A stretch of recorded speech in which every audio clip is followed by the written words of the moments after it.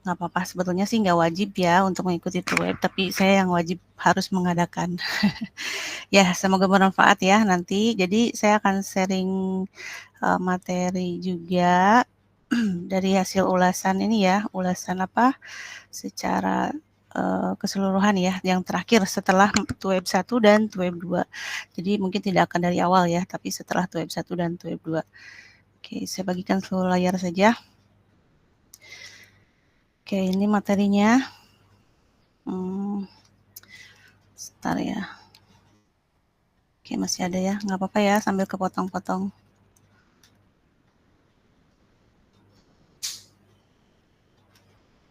Ya, ada suci ya.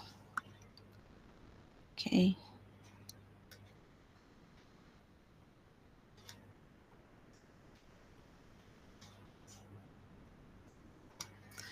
Saya screenshot dulu ya, takut lupa.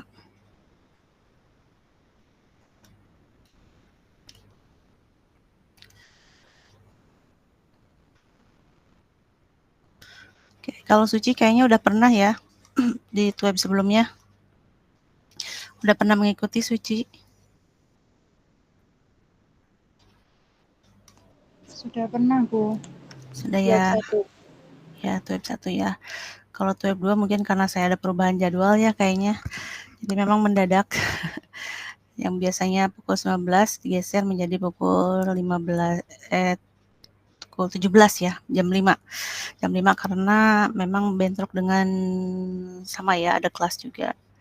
Oke, ini materi yang saya akan kita bahas ya, akan kita bahas.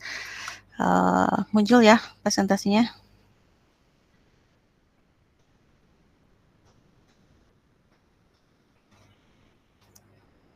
Mungkin di full screen saja ya supaya kelihatan.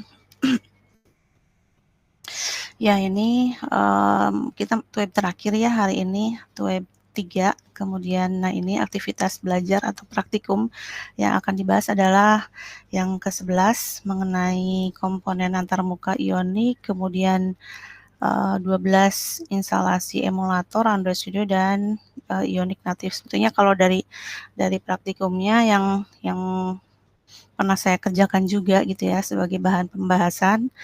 Di 11 ini lebih ke antarmuka ya, yang 12 juga mungkin sama ya. Kemudian yang ke-13 ini akses data, kemudian yang ke-14 ini mulai menggunakan geolocation ya sama kamera. Kemudian yang terakhir ini secara keseluruhan sih ya. Jadi dari hasil praktikum ke-14 ada perbaikan gitu ya, atau ada tambahan pendalaman. Nah, kalau yang akses data ini sudah masuk ke sama seperti penggunaan API plugin ya, udah masuk ke SQLite. Jadi kita harus menggunakan device langsung. Jadi ketika mencoba running, udah nggak bisa menggunakan website ya. Kalau kita mengerjakan di laptop itu kan biasanya running menggunakan Ionic Serve ya. Tapi sudah tidak bisa digunakan karena harus menggunakan emulator atau device langsung. Tapi sepertinya ini kalau data harus menggunakan data ya, device langsung ya, device langsung, terutama kamera sama ini geolocation ya, harus menggunakan device langsung atau real device. Nah, kita lihat saja secara detailnya. Nah, ini antarmuka ionik ya. Jadi memang antarmukanya juga sama, bisa kita variasikan istilahnya ya, bisa kita desain sedemikian rupa supaya lebih menarik dari sisi warna, kemudian dari tampilan juga lebih menarik lah ya intinya. Namun ya ini memang perlu latihan juga ya untuk membuat antarmuka yang menarik tersebut. Nah, ini contohnya yang dari pembahasan modul ya, dari modul. Jadi sesuai dengan modul, jadi saya juga membahas materi praktikumnya juga berdasarkan modul. Nah, ini kalau dari modul ini intinya adalah kita akan membuat aplikasi list view ya, ini menggunakan list ya. Menggunakan list, menggunakan sidebar juga ya, menu side. Ini ada data kucing, kemudian bisa dikonfirmasi, kemudian ini ada tentang about-nya. kemudian ada isi dari tentang atau obotnya ya. Nah, kemudian juga ada perbedaan, ada mulai ini menggunakan antarmuka yang lebih menarik ya dari warna gitu ya. Ada penggunaan warna yang biasanya warnanya putih-putih gitu ya, atau mungkin variasinya ada di tombol gitu ya. Nah, tapi ini ada di backgroundnya. Kemudian juga gambar-gambar juga sudah mulai terlihat ya, icon juga sudah mulai lebih menarik. Nah, ini bisa menjadi salah satu daya tarik sebetulnya. Mungkin kalau kita mau explore lagi, ini bisa kita buat warnanya dengan gradasi gitu ya, atau menggunakan background gitu ya. Karena kan aplikasi mobile itu cenderung lebih menarik ya dibandingkan aplikasi-aplikasi yang lain gitu. Ya, tapi karena materi kemudian terbatas waktu juga, ya kita coba sesuai modul aja dulu. Ini kemudian listingnya juga sudah saya upload ya pembahasannya. Jadi tinggal diikutin saja. Saya sambil menerangkan, sambil menjelaskan, kalau misalkan ada yang mau ditanyakan boleh langsung bertanya ya. Jadi misalkan ada pertanyaan nih di modul 11 dan berikutnya gitu ya, langsung saja. Sudah mulai Isa ya. Oke, lanjut dulu. Nah, ini di praktikum 11 sampai sini. Nah, kemudian di praktikum 12 mulai menggunakan emulator Android Studio. Berarti kalau misalkan kita menggunakan seperti ini, Android Studio-nya juga otomatis harus sudah terinstall ya. Jadi selain Visual Code, kita juga harus install Android Studio. Jadi double sebetulnya ya, karena kan memang kita akan mengambil emulatornya dari Android Studio. Sebetulnya masih ada cara lain ya, mungkin pakai menggunakan Genymotion atau menggunakan yang lainnya lah, banyak ya sebetulnya ya. Tapi ini kalau berdasarkan modul kita menggunakan Android Studio. Tapi aplikasinya mungkin tidak dirancang di dalam Android Studio ya, tapi di Visual Code kemudian menggunakan Ionic gitu ya. Nah, ini pada dasarnya akan seperti ini teknisnya ya, ke penggunaan emulator dengan Android Studio. Nah, mungkin di pembahasan praktikum yang ke-12 tidak saya bahas ya, karena masih sebetulnya kalau dari soal modul materi inisiasi tidak begitu lengkap sebetulnya ya. Walaupun mungkin di awal-awal sudah dijelaskan bahwa ada inisialisasi emulator Android Studio dan Ionic, tapi mungkin di dalamnya tidak dibahas ya. Tapi ini kita akan saya coba jelaskan. Jadi kita intinya adalah menggunakan Android Studio. Dan di dalam Android Studio juga sebetulnya ketika kita membuat emulator ini bisa di-build dulu ya. Jadi kayak kita harus bikin dulu gitu emulatornya atau model device virtualnya seperti apa yang akan kita gunakan gitu ya. Dari mulai API-nya, kemudian dari versi Android-nya gitu ya. Semuanya harus kita tentukan terlebih dahulu. Nah, ini contoh yang digunakan. Kebetulan ini Pixel 2. Ini Pixel 2 mungkin lebih ke merek ya, tipe dari merek handphone, tapi bawaan dari Google karena ini dari Android Studio. Tipe API-nya 24 ya. Mungkin kalau yang Samsung ini real device-nya ya. Jadi yang real device-nya kita bisa langsung lihat kalau menggunakan Android Studio. Nah, ini kalau tinggal hubungkan dengan kabel data, tapi jangan lupa untuk mengaktifkan mode pengembangnya. Jadi ada mode pengembang ya yang di tap 7 kali pada nomor seri aplikasi Android-nya ya. Nah, itu nanti dicoba, tapi kalau misalkan ada pertanyaan boleh langsung ya. Tapi kalau misalkan mungkin sudah dicoba, saya rasa mungkin tidak ada masalah. Nah, selain diaktifkan mode pengembangnya, USB debugging-nya juga harus diaktifkan juga ya. Seperti itu. Kemudian ini proses penggunaannya ya, proses sampai karena kan pada dasarnya sebetulnya kita melakukan build lagi supaya si project yang kita buat ini bisa dibuka di dalam Android Studio juga gitu ya pada akhirnya. Nah, makanya digunakanlah seperti ini, kapasitor add Android, kemudian kapasitornya harus disinkronize dulu. Nah, di proses ini, disinkronize ini harus dicek kalau misalkan masih ada login, kemungkinan Ionic build-nya tidak akan berhasil. Bahkan virtual virtual device-nya tidak bisa kita gunakan, bahkan tidak bisa tersambung juga ke real device-nya ya. Jadi harus dipastikan ketika synchronize project yang kita buat betul-betul tidak ada crash gitu ya istilahnya. Mungkin kadang-kadang secara logika kita sudah bikin sesuai kok, sesuai modul, kemudian secara logika juga oke, harusnya nggak ada masalah. Cuman ya kan karena kita harus menyesuaikan dengan Ionic framework-nya, kemudian bahasa-bahasa yang menyertainya kayak TypeScript dan JS-nya, ya mau tidak mau kan harus kita cari ya apa sih yang menyebabkan ketidaksesuaian tersebut. Biasanya sih dari penggunaan versi-versi biasanya ya. Kemudian dari kekurangan-kekurangan misalkan kalau misalnya menggunakan SQLite-nya mungkin belum diinstal gitu ya. Jadi ada atau kapasitor-kapasitor yang digunakan di Ionic Framework belum diinstal. Nah itu ya hal-hal seperti itu memang harus diinstal dulu. Jadinya harus mau tidak mau sebelum masuk ke Cap Open Android ini, nah pada saat Ion Build ini pastikan semuanya sesuai dulu gitu. Minimal tidak ada error lah ya, baru nanti bisa Cap Open Android, bisa terbuka di dalam Android Studio seperti ini. Nah ini kalau tandanya sudah seperti ini sudah muncul device realnya, kemudian emulatornya, berarti sudah tidak ada masalah. Walaupun nanti belum tentu ya, belum tentu. Misalkan tidak ada error, tapi hasilnya tidak sesuai harapan. Ya memang programming seperti itu ya. Banyak sekali yang harus kita hadapi. Nah, kemudian ini pembahasan di yang saya upload ya. Jadi intinya kita membuat list ya. Jadi daftar list, kemudian kita juga harus menginstal ya. Ini ada instalasi Axios. Kemudian seperti ini implementasi Axios itu di dalam main TS.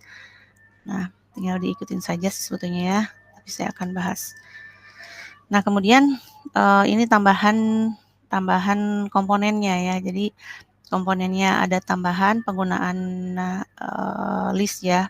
Di sini lebih terlihat di komponen ini list itemnya. Jadi isi dari datanya itu apa sih?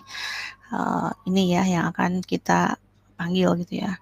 Kemudian dari view user ini, nah ini baru memanggil API-nya ya. Jadi berasal dari mana gitu ya. API-nya dari sini. Dan ini sama persis sama apa?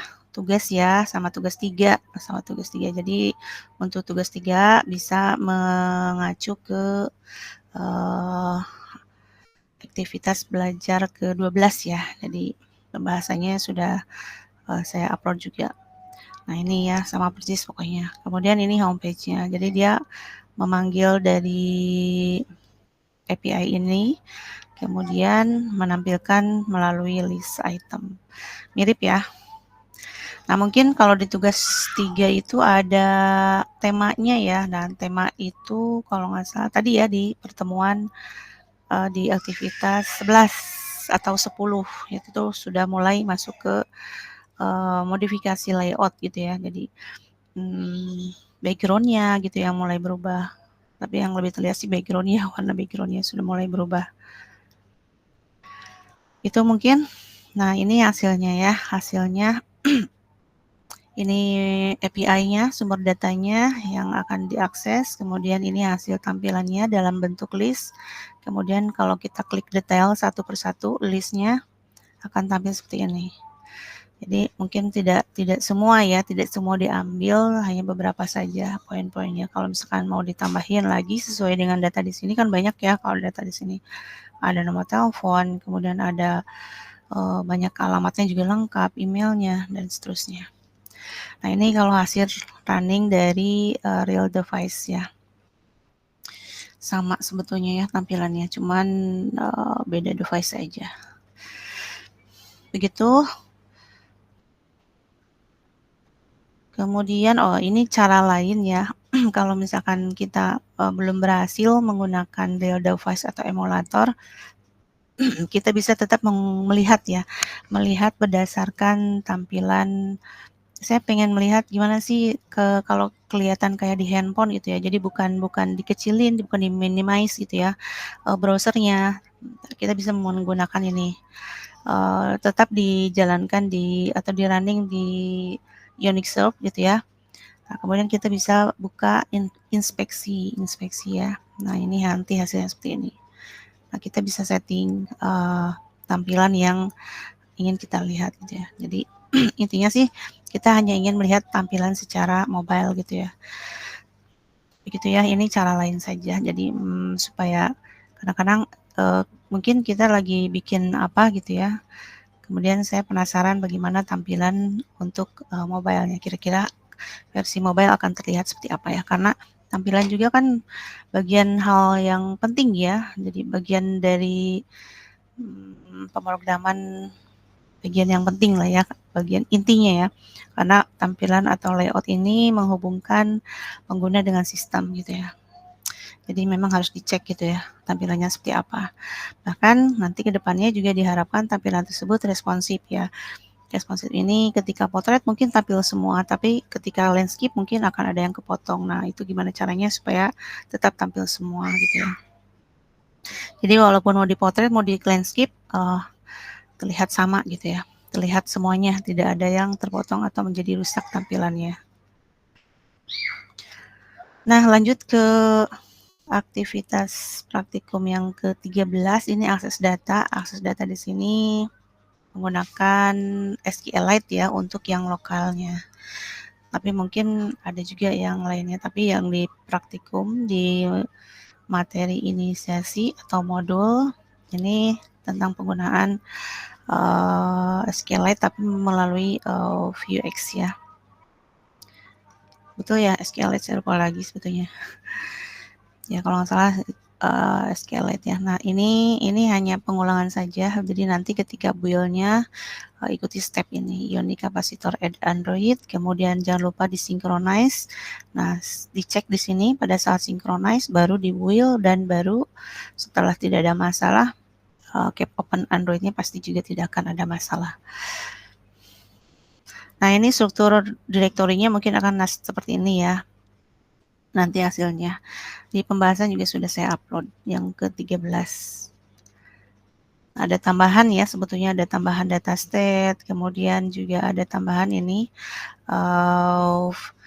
Vuex-nya ya, Vuex-nya dipanggil ya, memang harus dipanggil karena ketika, jadi tidak cukup hanya diinstal saja tapi dipanggil juga. Sebetulnya ketika kita memanggil SQLite juga sama, harus diinstal dulu ya. Bahkan nanti kamera, kemudian GPS juga kan harus diinstal dulu.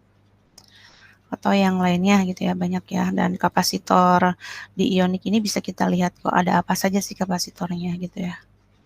Kapasitor plug ini ada apa aja gitu ya. Di websitenya ada ya. Nah ini hasilnya untuk yang apa sih, untuk yang akses data ya. Jadi ini hasil running di device-nya ya. Jadi kebetulan memang kalau menggunakan SQLite ini tidak bisa menggunakan emulator atau menggunakan laptop gitu ya. Karena SQLite itu hanya ada di device Android gitu ya. Dan ini contoh hasil tampilannya kalau udah berhasil seperti ini.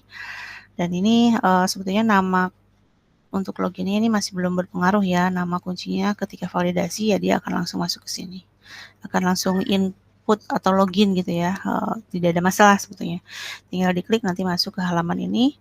Kemudian kalau kita klik ini masuk ke sini. Ya, jadi ini betul sebetulnya masih sedikit-sedikit sebetulnya, tapi lebih ke basicnya sebetulnya, pemahaman kitanya kenapa bisa seperti ini, itu yang poinnya gitu ya. Walaupun mungkin ini yang ditunggu-tunggu ya, biasanya ketika kita membuat aplikasi atau ngoding tuh yang ditunggu adalah hasil akhirnya gitu ya. Nah berikutnya adalah native API plugin. Nah native API plugin ini kita akan menggunakan kamera dan geolokasi ya. Jadi kita akan mendapatkan lokasi. Nah sebetulnya ini saya agak terlambat ya mengupload hasil pembahasan praktikumnya. Karena memang saya juga harus mencoba ya. Harus mencoba, kemudian nanti hasil akhirnya saya upload. Dan kebetulan juga mungkin saya tidak selalu menggunakan Ionic ya. Jadi sambil belajar juga ya, tapi mungkin karena saya ada pengalaman yang lain, jadi bisa sambil tinggal disesuaikan lah ya istilahnya gitu ya. Dan mungkin juga kalian punya pengalaman yang lain ya, mungkin sudah biasa mau melakukan programming mobile atau membuat aplikasi mobile gitu, tapi tidak menggunakan Ionic Framework ya. Mungkin menggunakan Flutter atau yang lainnya. Dan saya lihat juga Ionicnya ada yang tidak menggunakan Vue.js ya, tapi menggunakan Angular ya, atau yang lainnya ada ya. Nah itu mungkin bisa jadi karena tidak terbiasa saja. Tapi ya tadi ya, karena kita ada bahan inisiasinya, kemudian ada modulnya, semuanya mengarah ke sini. Jadi mau tidak mau, termasuk saya juga harus menyesuaikan diri, memberikan materinya sesuai dengan modul. Dan nanti juga ketika mengerjakan tugas harusnya seperti itu ya. Jadi sesuai dengan apa yang dibahas di dalam modul. Nah ini untuk penggunaan kamera dan lokasi. Udah saya upload juga ya kalau nggak salah, nanti bisa dicek di LMS, di e-learning ya, di e-learning. Saya terbiasa mengatakan LMS, e-learning ya, di e-learning UT. Nah ini ya, jadi hasilnya sebetulnya kita akan menggunakan kamera ya, tapi mungkin yang saya gunakan kameranya sudah bisa diakses tapi fotonya tidak terambil ya. Ini hasil runningnya ya. Hasil runningnya, kemudian GPS-nya sudah running. Tapi dengan syarat memang real device-nya ketika menggunakan ini harus dinyalakan GPS-nya ya, harus diaktifkan gitu GPS-nya. Nah kalau kita menggunakan ini di emulator mungkin bisa saja ya, tapi tergantung emulatornya karena kadang-kadang juga emulator bisa mengakses GPS-nya atau tidak gitu ya. Tapi seharusnya sih kalau secara logika ketika dia hanya mengakses, yang diakses kan cuma latitude sama longitude ya, kecuali kalau mau menggunakan API Google Map gitu ya, misalkan petanya yang dilihatin. Nah kalau menggunakan peta atau Google API, menggunakan emulator itu harus diupdate juga Google Map-nya gitu. Tapi kalau mau hanya mengakses latitude dan longitude, seharusnya tidak ada masalah karena si emulator itu akan mengarah ke laptop kita. Biasanya kan laptop juga ada GPS-nya ya. Nah, itu harusnya tidak ada masalah. Kemudian kameranya juga sebetulnya bisa digunakan di emulator. Gitu ya. Tapi ini saya juga belum selesai ya yang kameranya, jadi masih belum aktif.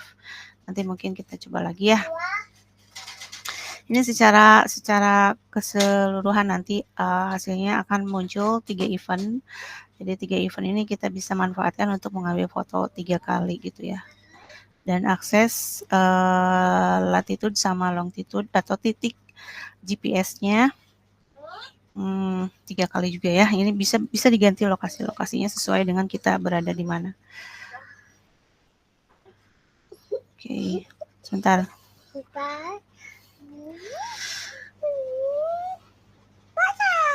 Nah ini ya, tadi tuh sampai sini. Kemudian nextnya aktivitas ke-15 ya. Nah ini aktivitas ke-15 juga pendalaman ya. Jadi memang betul-betul pendalaman kalau saya lihat dari materinya. Dan kebetulan saya belum selesai mengerjakan ini. Tapi ini melanjutkan dari aktivitas ke-14-nya. Jadi nanti itu aktivitas ke-14 kan udah selesai itu ya. Sama 13 juga ini ada ya penggunaan SQLite kembali. Kemudian API-nya juga digunakan kembali untuk kamera dan geolocation-nya. Geolocation-nya. Nah ini secara umum ya struktur direktorinya akan seperti ini. Dan ini mirip banget sama aktivitas yang ke-14 gitu ya. Aktivitas ke-14. Jadi kebetulan aktivitas ke-14 yang saya gunakan adalah blank ya, template blank. Kemudian kita bisa tambahkan di sini yang harus ditambahkan adalah ini Vue dan Vuex. Diinstal dulu Vue dan Vuex-nya. Vuex-nya diinstal dulu, kemudian ditambahkan store. Kemudian menambahkan file-file Vue ya. Nah itu mungkin nanti Kalau ini mungkin sudah ini ya, sudah terlewat juga. Diskusi di kelima ini ada di aktivitas belajar ke-12. Sebetulnya sudah terlewat ya. Jadi tapi walaupun mungkin tidak dinilai di diskusi ini, tapi mungkin bisa dimanfaatkan sebagai bahan belajar ya. Bahan belajar supaya kita lebih paham, karena kadang-kadang modulnya sudah ada, kemudian inisiasinya sudah ada gitu ya, kemudian kita juga sudah mencoba praktikumnya, tapi karena mungkin kita kurang mendalami membacanya, kita juga kadang-kadang suka bingung gitu ya, apa sih ini gitu ya. Nah ini latihan juga ya, latihan untuk mengatakan sesuatu lebih simple gitu ya, tapi to the point gitu ya. Nah ini, karena yang saya lihat di diskusi itu panjang-panjang ya semuanya gitu. Nggak masalah sih, namanya juga proses belajar ya. Nah ini kalau kita jawab secara singkat sih, intinya adalah ya ini ya, RESTful API ini sebagai endpoint gitu ya, dan memang bisa digunakan dengan menambahkan Axios gitu ya, pustakanya melalui Axios ini. Kemudian untuk mengimplementasikan aplikasi sederhana di sisi klien mobile yang mengakses server atau backend akan seperti apa? Nah ini ya tadi Vuex, ini penggunaan Vuex. Jadi pengolahan step menggunakan Vuex. Jadi kita bisa memanfaatkan data atau mengakses server data dari server atau backend, atau bisa saja dari sebuah API bisa sebetulnya. Nah ini ya secara simpelnya gitu ya. Mungkin ada yang menanggapi lebih panjang ya bagus, sebetulnya lebih lengkap lebih bagus sebetulnya ya. Tapi kadang-kadang lengkap juga ternyata poinnya tidak terjawab gitu istilahnya.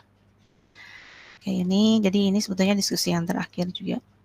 Nah ini tugas yang ketiga ya, ini masih ada waktu, lumayan waktunya sampai minggu depan hari Senin ya, kalau nggak salah tanggal 9 tuh hari Senin ya. Saya lupa ya, nanti mungkin bisa dicek lebih cepat lebih baik. Mungkin ada yang sudah saya nilai, mungkin ada yang belum ya. Ya nanti ya berproses. Nah ini tugas 3 untuk yang belum bisa menggunakan referensi hasil pembahasan dari aktivitas ke-12 itu sama banget ya, sama persis. Cuman mungkin untuk tema karena di sini ada warna-warnanya, gitu ya. Kemudian ada huruf besarnya, huruf kecil itu disesuaikan jadi lebih bagus tampilannya. Silakan menggunakan pembahasan 11 atau 10. Ini API yang digunakan ini ya. Masih sama seperti yang tugas 2 ya sebetulnya, cuman beda tampilan. Tampilannya ini menggunakan tema ya, jadi layoutnya lebih bagus sebetulnya. Begitu, nanti mungkin bisa dikerjakan ya. Sekali lagi, untuk mengerjakan tugas ini, nah ini ada catatannya, jadi perhatikan soalnya ya, terutama yang ketika membahas output gitu. Jadi karena biasanya kalau kita programmer yang membuat program gitu ya, ya kita memang harus merhatikan outputnya ya, output yang diminta gitu. Walaupun mungkin setelah tujuannya tercapai kita bisa modifikasi atau istilahnya lebih eksplorasi lagi gitu ya. Silakan saja sih, tapi yang penting intinya sudah terjawab dulu gitu ya. Jangan sampai nanti kalian melakukan modifikasi atau eksplorasi sudah bagus-bagus gitu, tapi dasarnya tidak terjawab gitu ya. Jadi ini poin-poin soalnya dibaca lagi, apa yang diminta disesuaikan ya. Ya, misalkan agak beda-beda dari kayak ini kan tampilan ya, intinya seperti ini yang diminta ya tampilkanlah seperti ini gitu ya. Kemudian tinggal modifikasi. Kemudian mungkin permasalahannya adalah di materinya ya. Yang tadi saya singgung juga ada yang mengerjakan dengan Flutter atau mungkin yang lainnya ya. Nah itu bisa disesuaikan dengan materi yang dibahas di modul ya, karena kan pembelajaran kita sudah terarah sebetulnya ya, kemana sih arahnya gitu ya. Kita akan mempelajari bahasa apa, menggunakan framework apa gitu ya, akan seperti apa teknisnya. Nah, ini sebetulnya bagian dari pembelajaran ya. Kalau misalkan nanti kita dapat project baru, kemudian dengan framework baru, itu akan terbiasa karena sudah melalui latihan di materi perkuliahan ini gitu ya, materi tutorial online ini gitu ya, atau materi perkuliahan gitu ya, atau materi tutorial online. Jadi intinya ini sebagai ajang pembelajaran, itu melatih, itu latihan sebagai latihan supaya nanti ketika mendapatkan project baru atau mendapatkan tantangan baru, kita sudah terbiasa gitu. Bukan berarti kasusnya sama ya, tapi mungkin bisa jadi frameworknya beda lagi gitu ya. Tapi karena kita sudah terbiasa latihan, sudah terbiasa menjalankan proses, istilahnya saya sudah terbiasa menjalankan pusingnya gitu ya, karena kan ngoding itu memang cukup pusing ya. Saya bisa rasakan sendiri, tapi ketika outputnya berhasil kita raih, ya itulah kesenangannya ya. Jadi kalau kita terbiasa mengikuti apa yang apa yang diminta gitu ya, nanti insya Allah kedepannya juga kita akan terbiasa seperti itu. Ya, itu nanti akan menjadi etos kerja gitu ya. Kalau misalkan kita selalu mengikuti apa yang diminta ya bagus ya. Tapi selebihnya, nah kalau sudah yang dimintanya sudah diberikan, baru kita eksplorasi lebih lanjut, memberikan nilai lebih gitu ya istilahnya. Nah ini ya, jadi sekali lagi soalnya dibaca baik-baik terutama masalah outputnya. Kemudian kumpulkan kode ya, jadi kode mungkin ada yang macam-macam ya, ada yang kodenya apa sih file teksnya. Kadang-kadang saya lebih suka ya, ada tuh yang suka ngirimin file teksnya berdasarkan nama apa sih, nama filenya sama persis, jadi tinggal saya buka gitu istilahnya ya. Atau ada yang ngirimin lewat GitHub, nah itu bagus juga ya. Kemudian ada yang menjelaskan di YouTube. Nah, itu YouTube mungkin ada yang terpotong-potong ya, jadi kesannya kayak ya kalau YouTube memang harus dipenuhi dengan dokumentasinya seperti apa gitu ya. Itu kemudian source code ini source code yang tidak terpotong karena ada juga ya baru setengah misalkan dipotong dijelaskan. Nah, harusnya semuanya dulu baru ada penjelasan di luarnya. Jadi, kenapa sih source code harus semuanya? Karena kan source code harus saya coba gitu ya. Source code ini harus saya coba apakah betul running atau tidak gitu. Nah ini sertakan hasil runningnya ya. Jadi ketika memberikan source code, kemudian ini udah dijelaskan nih source codenya jelas, penjelasannya juga panjang lebar, tapi hasil runningnya tidak ada. Misalnya jadi seolah-olah mungkin masih belum selesai gitu ya, atau mungkin masih ada error tapi hasil runningnya tidak terlihat. Nah itu ya, bagusnya hasil runningnya diperlihatkan. Walaupun mungkin keadaannya masih belum berhasil running nih, tapi atau misalkan sudah running tapi masih belum bisa di emulator sama device-nya misalkan ya, atau sudah running di versi webnya gitu ya. Nah itu ya dijelaskan ya. Karena kan kalau praktikum memang seperti itu ya. Jadi ada source code, ada hasil runningnya. Nah source code tadi ya, source code jangan di screenshot tapi di kopas kodenya. Kemudian ini cantumkan nama. Ada juga ya yang udah bagus-bagus, betul. Bahkan bagus gitu ya. Tapi nggak ada namanya. Tapi untung saja dia ngasihin GitHub-nya atau ngasihin YouTube gitu ya. Jadi ada namanya. Oke, itu kemudian karena nanti jangan-jangan pada saat ujian, kebayang kalau misalnya pada saat ujian udah bagus-bagus jawabannya gitu ya, oke gitu ya. Ketika mau dinilai nggak ada namanya. Nah, kebayang kalau misalkan dosennya super duper sibuk gitu ya, dia download bukan hanya mahasiswa satu kelas, mungkin ya ada beberapa bisa sampai 5 kelas, 10 kelas gitu ya, atau mungkin yang lainnya ya. Bukan hanya urusan mahasiswa tapi di pengabdian mungkin lagi penelitian. Nah ini ya nanti kecampur-campur. Nah itu kebayang kalau misalkan dia masih tidak masalah sih, alhamdulillah ya buat kitanya. Berarti dia masih berusaha untuk menyelamatkan gitu ya. Tapi kalau misalkan dianya bukan tidak mau mungkin ya karena sibuk gitu ya. Nah nanti takutnya ke situ. Jadi kebawa nanti ketika ujian gitu ya. Kadang-kadang seperti itu. Jadi beri nama ya, karena ini kita prosesnya memang lagi ujian. Lagi mengerjakan tugas gitu ya. Kemudian ini segera kerjakan ya, segera kerjakan, jangan menunggu karena nanti biasanya di akhir-akhir itu mungkin ada server down gitu ya, e-learning-nya nggak bisa diakses, kemudian atau agak lambat gitu ya. Tapi kalau di awal-awal sih mungkin seperti itu ya, tapi sekarang mungkin tidak ya, karena dari sistemnya juga belajar menyesuaikan keadaan. Jadi intinya ya memang segera kerjakan dan saya juga mungkin akan segera mereview juga ya. Supaya kalian juga bisa segera memperbaiki. Tapi pada dasarnya saya percaya kalau misalkan kalian sudah bisa paham ini, mengerjakan tugas juga tidak ada masalah sebetulnya. Apalagi yang suka mengerjakan praktikum mandirinya ya melalui materi-materi yang dibahas di inisiasi ya.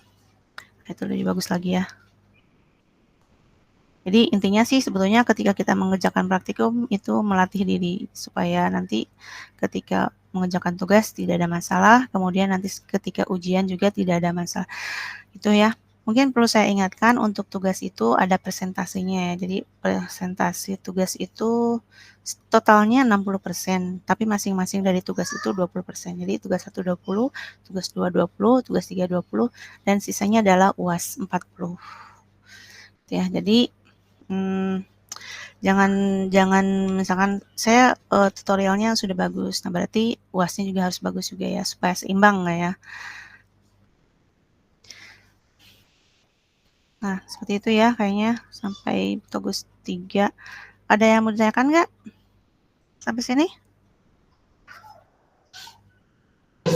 Bu, Ya, kalau silakan. ulangannya ujiannya tuh kan berbentuk pilihan ganda ya keterangannya ini. Berarti saya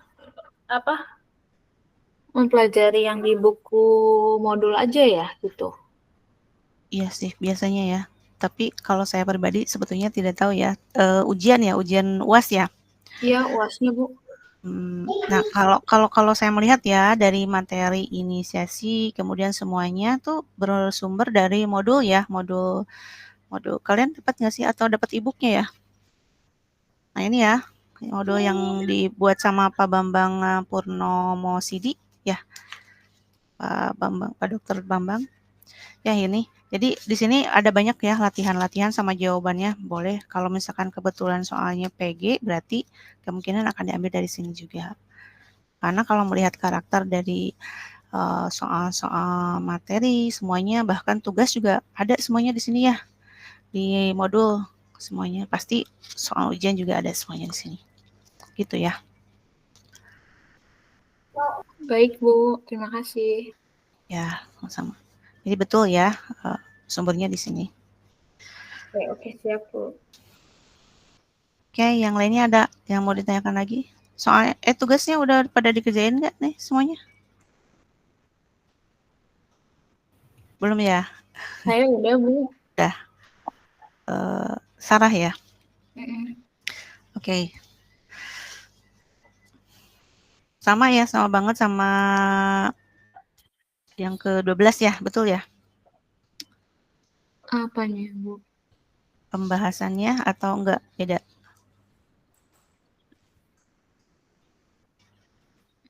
Ya sebetulnya sih bisa menggunakan yang mana saja ya. Iya.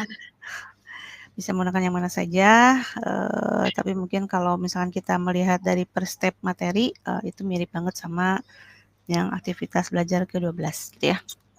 Oke, siap Bu. Oke, yang lainnya ada yang bertanyakan? Kita masih jam berapa nih? Ya, 19.46. Ada yang masuk lagi nggak sih? Coba kita ambil dulu. Tidak ada ya. Saya screenshot lagi ya untuk absen.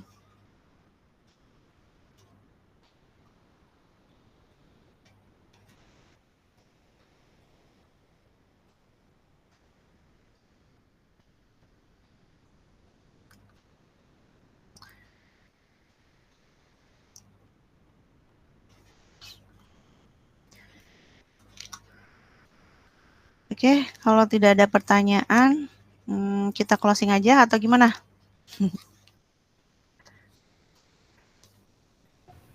Boleh Bu, gimana baik ibunya aja? Ya, kalau sudah tidak ada pertanyaan, mungkin nanti juga bisa kalian manfaatkan waktunya untuk belajar di ujian ya, siap-siap. Yang penting kalau tugas-tugas sih sebetulnya saya juga tidak ada masalah yang kalau kalian sudah mengerjakan, walaupun mungkin hasil jawabannya menggunakan Flutter dan lain sebagainya, tetap saya nilai sebetulnya ya. Saya ada masuk sebentar.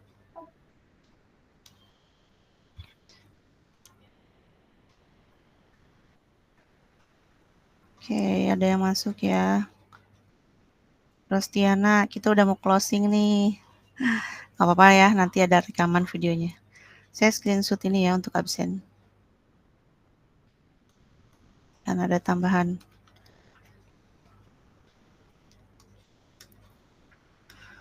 Oke, kita akan closing saja. Rostiana nanti mungkin bisa dilihat di rekaman saja ya apa yang saya bahas, apa yang kita bahas ya di sini ya.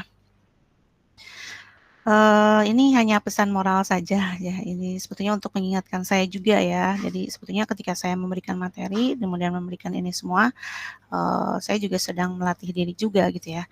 Ini ya, jadi belajar itu bisa terjadi di mana saja dan kapan saja. Namun ketika ada aturan pembelajaran, maka ikuti saja aturannya gitu ya. Karena itu juga bisa menjadi pembelajaran lainnya. Jadi bukan hanya secara textbook, tapi aturannya juga menjadi pembelajaran untuk kita semua ya. Seperti menghargai, menghormati, dan empati. Itu nggak ada di buku ya. Tapi dengan kita mengikuti aturannya, kita bisa menumbuhkan rasa menghargai, menghormati, bahkan empati gitu ya. Kemudian percayalah ya, hidup bersosial itu diperlukan oleh setiap manusia ya. Walaupun mungkin kita bisa, saya lebih suka sendiri, tidak ya, karena dasarnya manusia adalah makhluk sosial gitu ya. Walaupun kita kadang-kadang perlu kesendirian gitu ya. Dan ini setiap manusia itu seharusnya bisa saling mengerti ya, meskipun terkadang ada pilihan yang menjadi prioritas. Nah ini dalam banget ya, silakan saja diartikan sendiri. Dan adil itu bukan sifat dasarnya manusia. Kadang-kadang kita nggak adil ya. Saya kok begini gitu ya. Kalau kita bertanya terhadap sesama manusia yang akan dapat ya. Tapi manusia itu bisa belajar ya. Kita semua bisa belajar apapun yang terjadi. Itu ya mungkin. Alhamdulillahirobbilalamin. Kemudian selalu semangat ya. Kita terakhir. Web juga ini terakhir, kemudian aktivitas belajar juga sudah saya closing sebetulnya ya. Saya mohon maaf kalau ada salah-salah kata, kemudian mungkin dalam memberikan pelayanan di tutorial online juga masih banyak kekurangan. Semoga menjadi pembelajaran atau catatan di tutorial online berikutnya. Dan kalian juga mendapatkan pembelajaran juga ya, apapun bentuknya. Itu mungkin wabillahi taufiq wa hidayah. Wassalamualaikum warahmatullahi wabarakatuh. Waalaikumsalam warahmatullahi wabarakatuh. Terima kasih, Bu. Terima kasih banyak, Bu. Ya, sama-sama. Silakan.